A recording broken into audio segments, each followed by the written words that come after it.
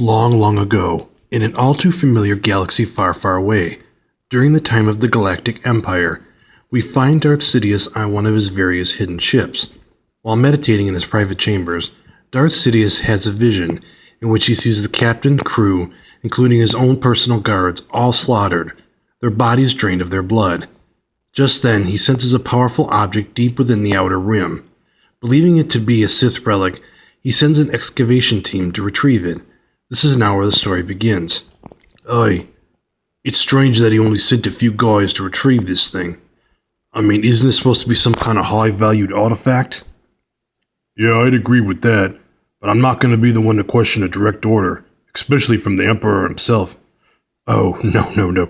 I'm not doing that. I'm just simply noting it's odd that he wouldn't want to oversee this himself, especially if it's as valuable as he says. Hey, the sooner we get this thing, the sooner we get back, alright?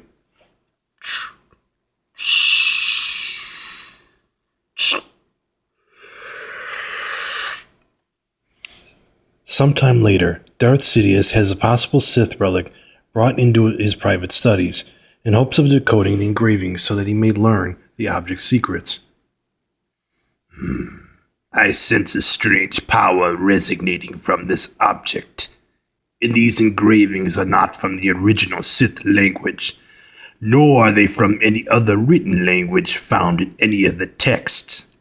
Perhaps it is some form of long-dead encrypted code.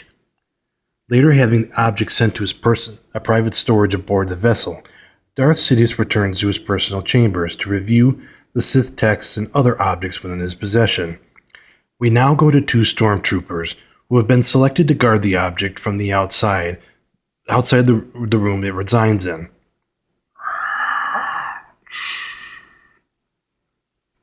What was that? I didn't hear anything. You think we should check it out? Not unless you want to disobey a direct order from the Emperor himself. Good point. Suddenly the lights above the men start to flicker, and the door suddenly opens on its own. The first trooper, being tempted by his curiosity, enters the now pitch-black holding area. What in the world? What is it? The power is completely dead and... Oh no. The object, it's been opened. Hey, don't tell me you opened that thing. No, actually, it looks like it's been opened from the inside.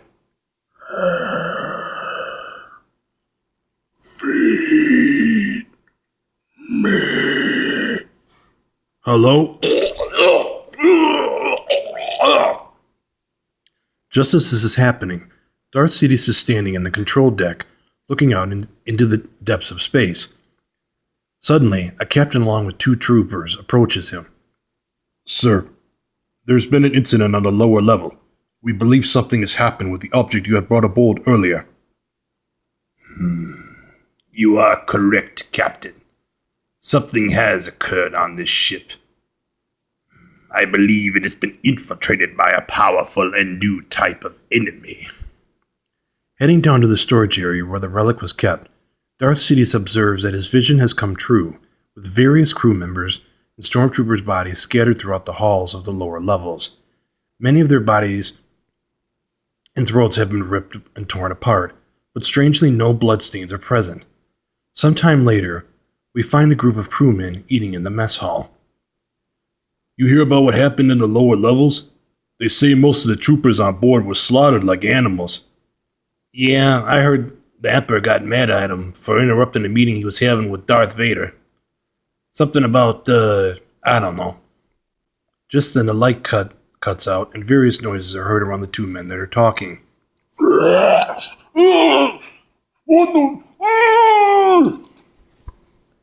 Everyone, get your blasters ready. All right, when you see it, open fire.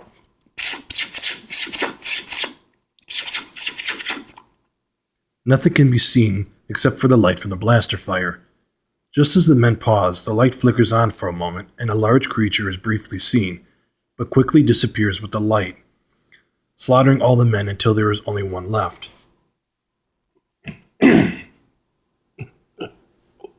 What's going?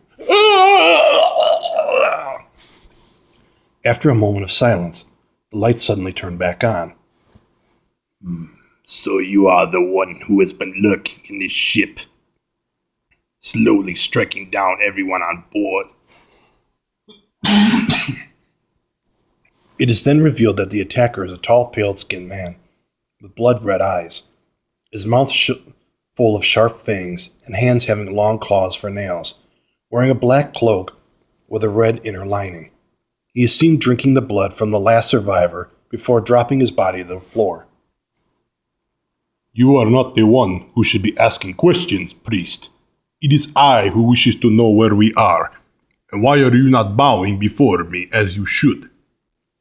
The Galactic Emperor bows to no one, especially one who leeches off the life of others to survive.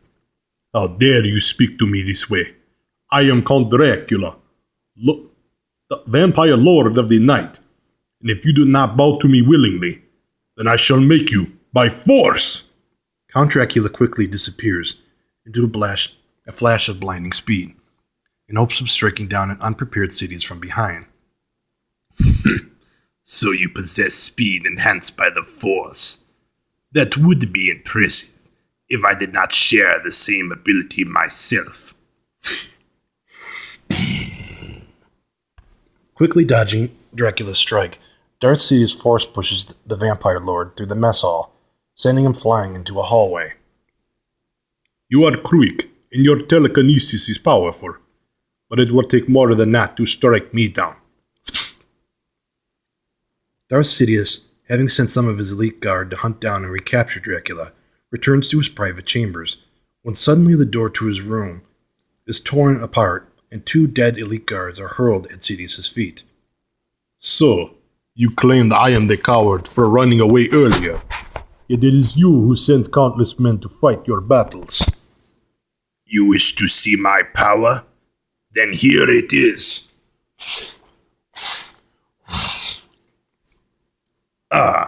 Your abilities to move objects with your mind is to be admired. But let us see how much fight you have within you once you are under my hypnotic command. Dracula attempts to hypnotize the Emperor, but finds his attempts to control him futile, as Sidious merely grins and informs the vampire lord that his mind is much more powerful. Although I may appear frail and weak, my connection to the dark side is strong, allowing your simple mind tricks to be far inferior to my own. Attempting to use his mental force abilities on Dracula, Darth Sidious finds that he is unable to read the vampire's mind, almost as if there is nothing there to control or see within it. Impressive. I thought I was the only one that could affect a man's mind. But you see, my friend, you will have no success in harming me, as one cannot harm the mind of the dead. Finally rising up from his throne, Darth Sidious looks at the vampire lord and replies, Then I shall try harder.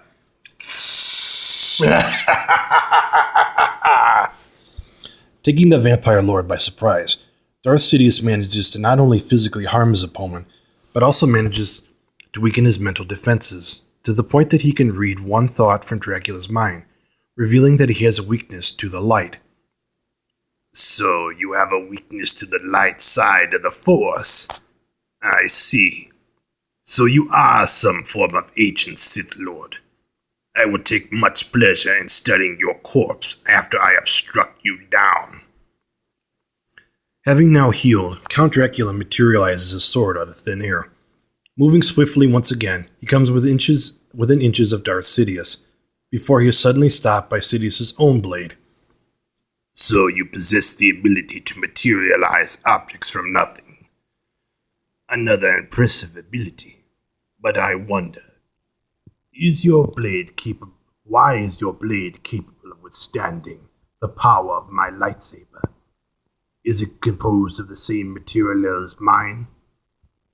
My killage is composed from the finest metals, mystically enhanced by the dark arts to withstand anything that you can throw at it.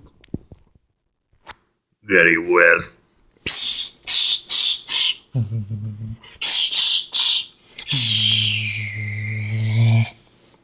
Clearly you are a fine swordsman, but your skill is only limited to one combat style. Darth Sidious changes his fighting technique to one of the other forms of lightsaber combat and swiftly cuts Dracula's hands off, causing the vampire lord noticeable pain. How can this be? How could you do this to me? Just then, as Lord Sidious is shocking Count Dracula, the sun begins to rise over a nearby planet that the ship has been orbiting. Watching in disbelief, Darth Sidious realizes too late that the weakness to the light he read from Dracula's mind was not from the light side of the Force, but actually from natural sunlight. No, I need his body intact if I am to study its secrets and learn from its abilities. But alas, it is too late. Dracula has been turned to dust, and the Emperor has been robbed of his test subject. Sitting back in his throne, the Emperor turns around facing the endless space in front of him.